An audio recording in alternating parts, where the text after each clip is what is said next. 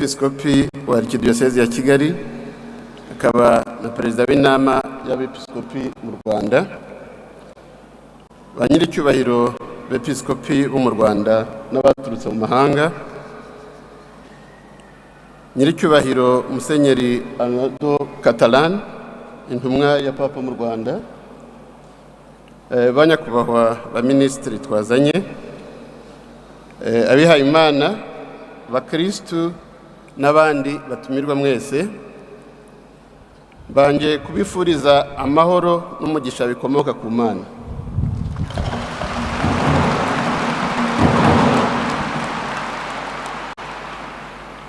Mu izina rya nyakubahwa Perezida wa Repubulika nyakubahwa Paul Kagame, nishimiye kwifatanya namwe mu birori byo gusoza yubile y'imyaka 2025 yo gucungurwa kwa muntu no kwizihiza imyaka 125 ivanjiri imaze igeze mu Rwanda.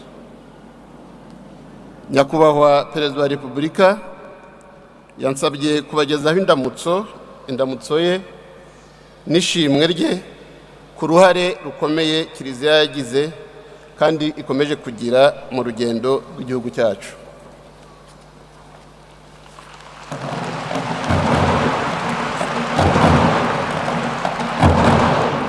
Uyu munsi w'ibyishimo ni umwanya mwiza wo gusubiza amaso inyuma, tukazirikana urugendo rurerure rwuzuyemo ukwemera, urukundo no kwitangira abandi byaranze Kiliziya Gatolika mu Rwanda.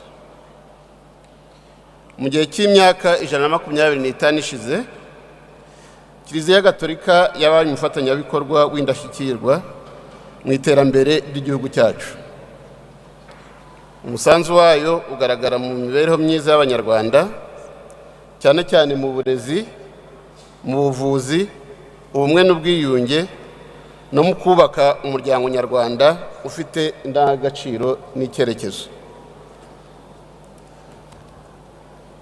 Nyakubahwa Karidinali Kambanda ibyinshi yabivuze, nanjye ndavuga bike. Mu burezi, amashuri n'amahuriro y'ubumenyi bya Kiliziya Gatolika byafashije igihugu kubaka umunyarwanda ufite indangagaciro, ubumenyi n'ubushobozi. Mu buvuzi, ibigo n'amavuriro bya Kiliziya Gatolika byakomeje kuba igicumbi cy'ineza ku baturage bose, byita ku bafite intege nke n'abarwayi bose babigana bashaka ubuvuzi no kwigarurira icyizere.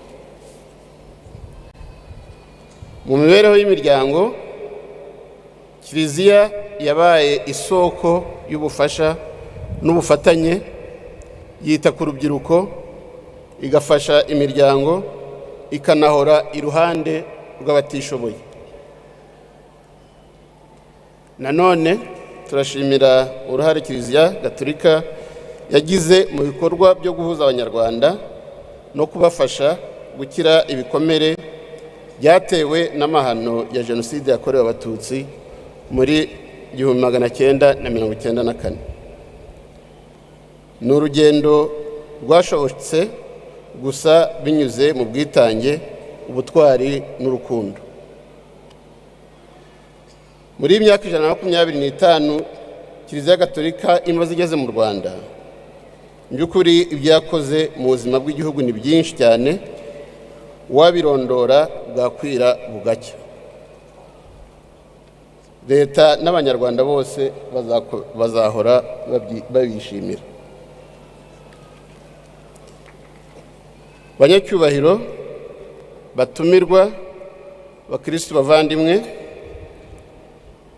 nibyo koko kuri uyu munsi wa yubile turishimira ibyiza byagezweho, ariko ni na ngombwa ko dufatanyije twareba imbere hazaza kugira ngo dukomeze kuvugurura imikoranire yacu muri gahunda twihaye yo kubaka umunyarwanda wifitiye icyizere kandi wishakamo ibisubizo.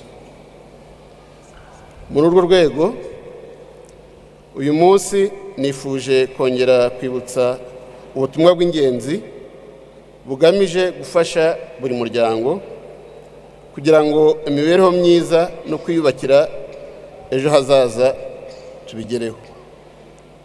Ni ubutumwa kandi bugaruka kuri za nshingano leta ihuriraho n'imiryango ishingiye ku myemerere nka Kiliziya Gatolika. Turifuza gufatanya na Kiliziya Gatolika n'andi matorero mu gukomeza kunoza uburezi bw'abana b'Abanyarwanda nta n'umwe usigaye inyuma. Ibyo abambanjirije babivuzeho, ariko nk'uko tubizi, umwana wiga ni igihugu cyubakwa. Iyo abana batiga, n'ejo hazaza haba hashyizwe mu kaga. Twizeye rero ko amatorero cyane cyane Kiliziya Gatolika azakomeza akazi keza akora muri uru rwego. Nk'uko tubizi kandi, roho nzima itura mu mubiri muzima. Ibyo impuguke za Kiliziya zikunda kubyita ngo mens sana in corpore sano. Turashishikariza amatorero yose gukomeza ubutumwa bwiza afasha Abanyarwanda guteza imbere ubuzima no kugira isuku. Isuku ni inkingi y'ubuzima bwiza.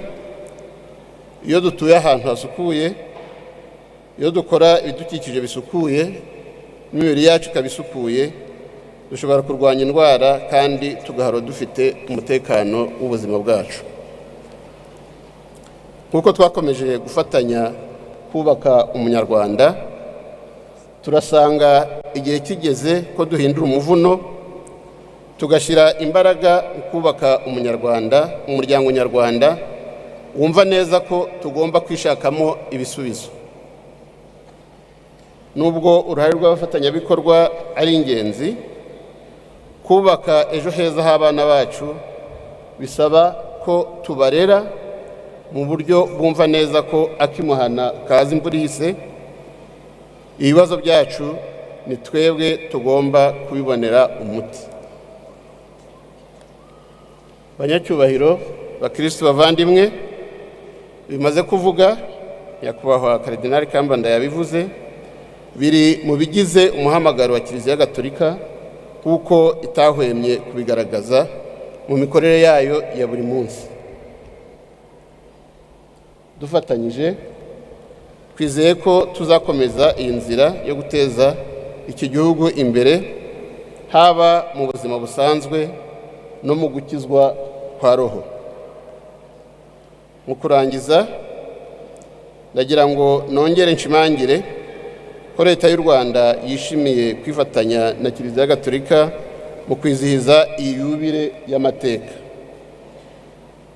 Ubufatanye hagati ya guverinoma na Kiliziya Gatolika bwakomeje kuba inkingi ikomeye y'iterambere ry'u Rwanda, kandi twizeye ko no mu bihe biri imbere tuzakomeza gukorana mu bwubahane n'ubufatanye mu nyungu z'Abanyarwanda bose. Abayobozi ba Kiliziya n'abakristu turabashishikariza gukoresha uyu munsi mwiyubaka, mwiyemeza gukomeza kuba umusemburo w'ineza. Uyu munsi kandi mugire umwanya wo kongera gutanga icyizere muri bagenzi banyu. Umukristo mwiza nuharanira ubumwe kandi akaba urugero rwiza mu byo akora byose. Twese hamwe dusabe Imana iduha imbaraga zo gukomeza kubaka umuryango n'igihugu gifite ubuzima bwiza, umudendezo n'icyerekezo gihamye. Nongeye kubifuriza umunsi mwiza w'ibirori. Imana ikomeze ihe umugisha Kiliziya Gatolika kandi ihe umugisha u Rwanda n'Abanyarwanda. Murakoze cyane, ndabashimira.